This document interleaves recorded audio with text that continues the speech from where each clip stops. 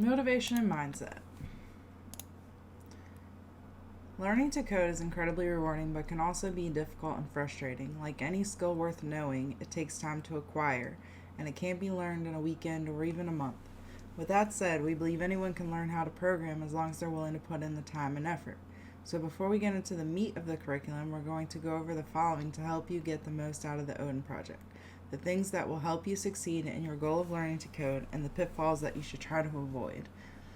Motivation. Take a moment to think about why you have decided to learn programming. Do you want to have a fulfilling career that pays well? Are you excited by the creative outlet programming provides? Are you determined to develop the skills and abilities to build any app you can think of? Do you want to start your own company by turning an app idea into reality?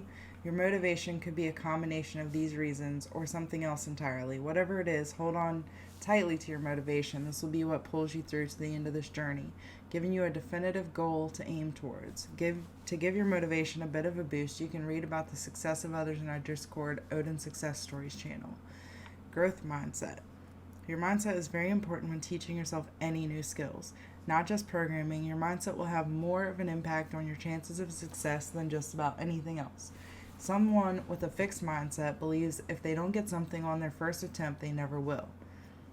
They believe that they simply aren't smart enough to be able to do or understand some things. However, there is a wide body of research showing that intelligence is not fixed, but can instead be developed. Someone with the growth mindset believes that they can get better at anything with effort and persistence. What does this mean for you? It means you can learn new skills and develop new talents with persistence and grit.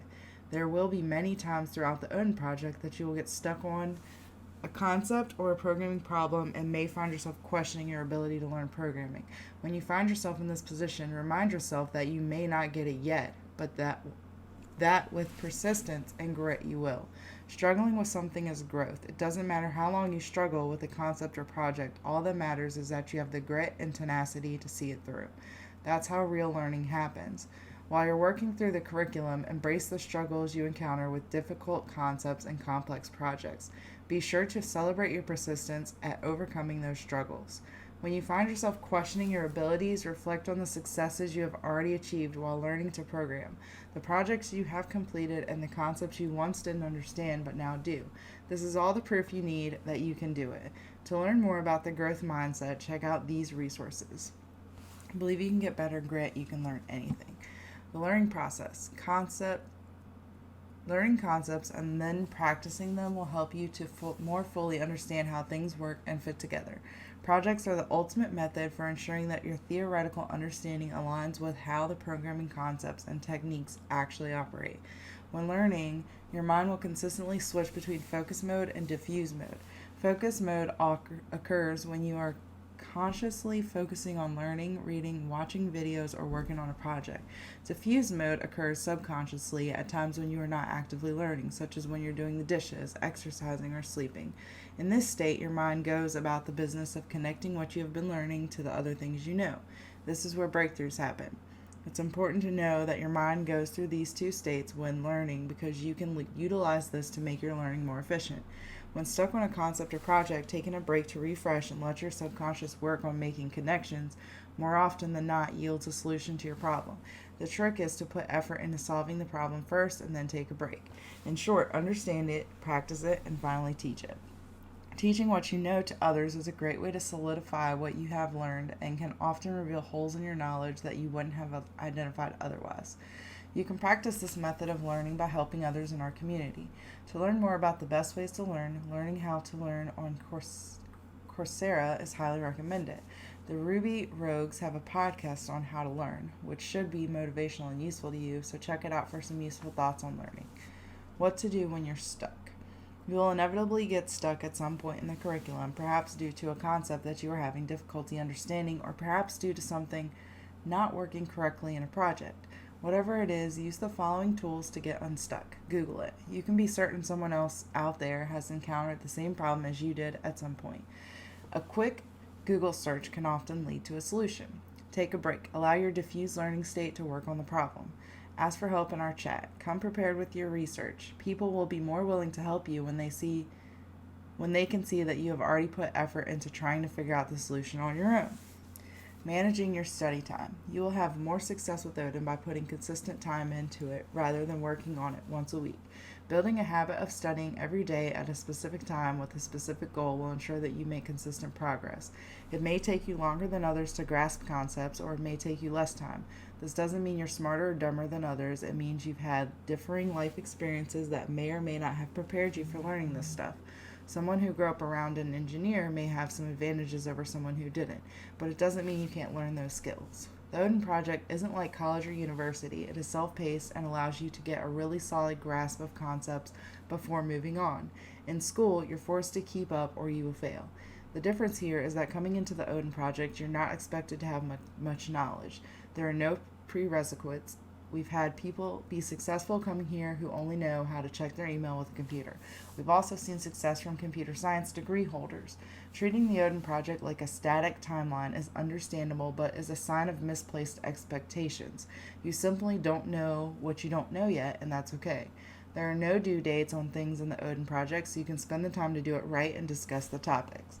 Deadlines cause unneeded stress. Since the Odin Project is a free and open platform, you are not beholden to a deadline. Creating your own deadlines is a good way to rush concepts that should not be rushed.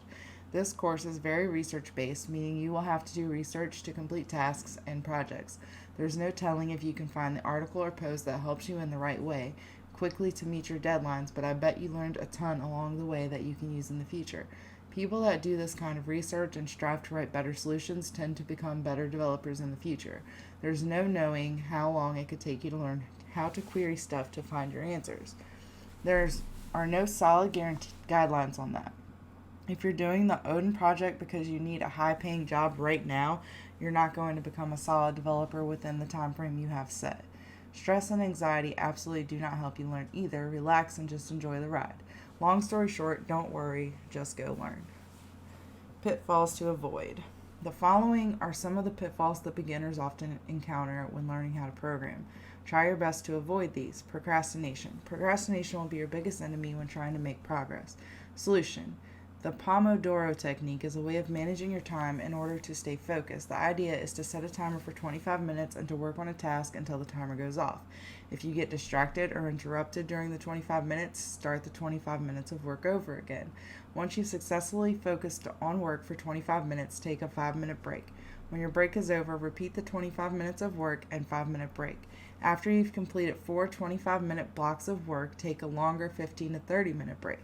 The Pomodoro technique is great for avoiding procrastination as it forces you to work without distractions. Since the work time only lasts 25 minutes before taking a break, it's not overwhelming, making it harder to rationalize procrastination. To learn more about the Pomodoro technique, read this great article. If you want to try it out, Tomato Timer is an easy-to-use Pomodoro timer. Not taking breaks. As you get into the material, you may feel compelled to continuously study for long periods of time. It might seem like you're getting more work done at first, but this often leads to burnout, which consequently results in lower productivity. It may seem counterintuitive, but you will actually get more done if you regularly step back to recharge your brain and body. Studies show that performance increases after breaks of all durations, from extended vacations down to micro breaks of 30 seconds. John Trogakos, Associate Professor of Management at University of Toronto, says that mental concentration is similar to a muscle.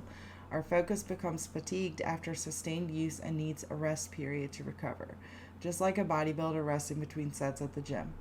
Solution. Use the previously mentioned Pomodoro technique to time how often and how long to take your well-deserved breaks. Feel free to play around and experiment with different frequencies and duration of breaks. What to do during your break. Listen to music, journal, doodle, meditate, play a quick game, go for a short walk outside. Read this article for more information on breaks and productivity. Digital distractions. Digital distractions are email and Facebook notifications and time-wasting websites such as social media. These distractions break your focus and make procrastination tempting. Therefore, they should be avoided during study time. Solution. Turn off notifications and add a blocker to your internet to limit your time on distracting sites. Physical distractions are distractions from your environment, like a TV in the background or other people talking. These distractions can be just as damaging to your focus as digital distractions. Solution. Find a quiet place to study where you can go to focus in your home. If that's not an option, you can use noise-canceling headphones to block out noisy distractions in your environment. Rabbit holes. Because we cover so much material in the Odin Project and link to so many high quality courses and tools, it is easy for students to get pulled into rabbit holes by spending time trying to learn all there is to know about a subject that they aren't ready for or won't benefit them much. We have put a lot of effort into structuring the curriculum so that all of the important things that you need to know about web development are covered exactly when you need to know them. Solution: stick to the path laid out as much as possible. Try to limit time spent going down rabbit holes, as these sidetracks can really ruin your momentum. Comparing yourself to others. Students often compare themselves to others who are further along in their coding journey or have more experience. This is a recipe for depression and frustration. Solution: only compare yourself to your past self. Have your abilities and knowledge improve from where you were last week, last month, or last year. Be proud of the progress that you've made. Conclusion: learning any skill is a journey full of speed bumps and obstacles to be overcome. We hope that the principles laid out here will put you in a much better position to succeed and get the most out of the Odin Project. And then there's some additional resources: managing inspiration and motivation, learning to code when it gets dark, improving your typing skills with Keber.com, practice typing with MonkeyType, and why procrastinators procrastinate. We're going to go ahead and mark this one complete.